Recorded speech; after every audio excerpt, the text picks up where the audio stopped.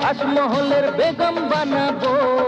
হাতটা দেখে গণৎকার বলল এবার চমৎকার, রাজ্য টোকের মিল হয়েছে তোমার আমার দুজনা।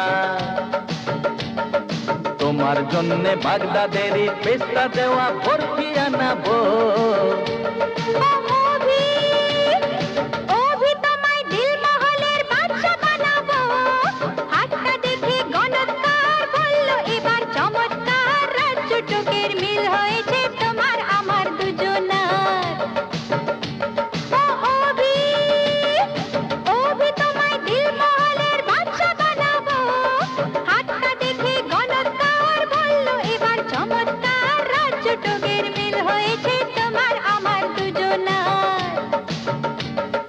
তোমার জন্যে বাগদাদেরই পেস্তা